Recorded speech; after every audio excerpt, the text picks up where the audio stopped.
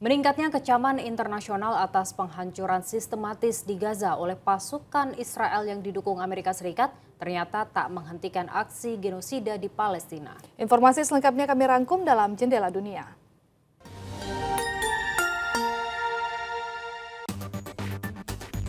Meski kecaman internasional meningkat atas aksi genosida Israel di Palestina, namun militer Israel justru merilis rekaman video pada hari Jumat menunjukkan pasukan yang beroperasi di jalur Gaza.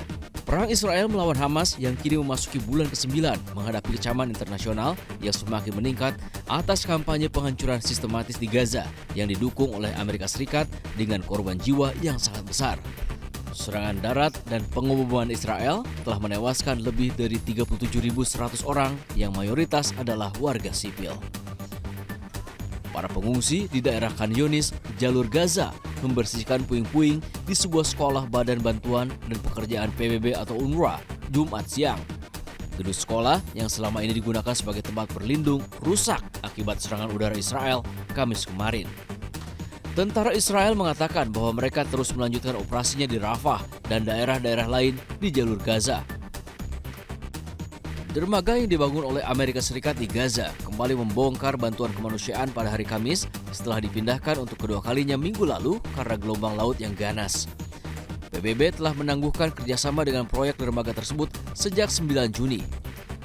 Sehari setelah militer Israel menggunakan area di sekitar dermaga untuk melakukan penyelamatan sandera yang menewaskan lebih dari 270 warga Palestina.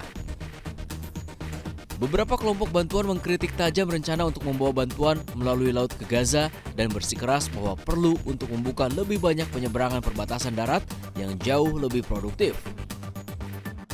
Ratusan jemaah Muslim berkumpul di Masjid Al-Aqsa di kota tua Yerusalem untuk melaksanakan sholat Jumat. Ini adalah salat Jumat pertama setelah Idul Adha, salah satu hari raya terbesar dalam kalender Islam. Polisi di Pakistan hari Jumat mendaftarkan sebuah kasus terhadap ratusan orang yang menyerang sebuah kantor polisi dan menewaskan seorang pria yang sedang diinterogasi karena dicurigai telah menodai Al-Quran. Polisi berusaha mengidentifikasi orang-orang yang menyerang dan membakar kantor polisi di Madian, Distrik Swat, Provinsi Khyber Pakhtunkhwa pada Kamis malam yang menewaskan tersangka. Meskipun pihak berwenang belum pernah melaksanakan hukuman mati atas penistaan agama, namun tuduhan tersebut dapat menyebabkan kerusuhan dan menghasut massa untuk melakukan kekerasan. Masih dari Pakistan, tim penyelamat telah menghentikan pencarian seorang pendaki gunung asal Jepang yang hilang seminggu yang lalu ketika mencoba mendaki Gunung Spantik setinggi 7.027 meter yang juga dikenal sebagai Puncak Mas. Pihak berwenang mengatakan hampir tidak ada peluang untuk bertahan hidup bagi Atsushi Taguchi, 36 tahun, yang rekan pendakinya Ryuseki Hiraoka. Puncak Emas yang merupakan salah satu gunung tertinggi di Pakistan terkenal dengan rona keemasan yang berbeda saat matahari terbit dan terbenam membuat puncak ini menjadi tujuan populer.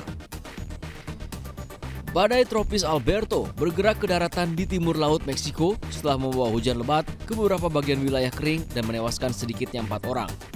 Badai Alberto telah memicu peringatan badai tropis yang meliputi sebagian besar garis pantai Teluk Meksiko bagian barat dari Texas hingga Veracruz. Badai ini mendarat dengan angin berkecepatan maksimum 75 km per jam. Sedikitnya 47 orang telah tewas akibat hujan lebat di Provinsi Guangdong, Cina Selatan yang menyebabkan banjir dan tanah longsor. Rekaman CCTV menunjukkan sebuah desa yang terendam oleh sungai yang meluap di distrik Mexian, kota Meizo pada hari Jumat. Para penduduk desa dievakuasi terlebih dahulu dan direlokasi secara kolektif ke lokasi permukiman tertentu. 4 kematian telah dilaporkan di distrik Mexian Meizo dan 5 orang di Kabupaten Jiaoling. Sebanyak 38 orang lainnya dikonfirmasi tewas pada hari Jumat di Kabupaten Pingyuan. Banjir parah yang disebabkan oleh hujan lebat selama seminggu terus melanda Cina Selatan, menggenangi desa-desa, lahan pertanian, dan rumah sakit. Lahan pertanian di sebuah desa di Jiaoling, Provinsi Guangdong, telah terendam banjir selama 4 hari setelah sebuah tanggul sungai jebol.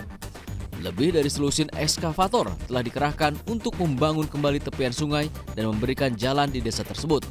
Tim penyelamat menggunakan perahu karet untuk mengevakuasi orang-orang dan memindahkan kebutuhan dan fasilitas medis dari rumah sakit Nanshan dan pasukan listriknya terputus total akibat banjir.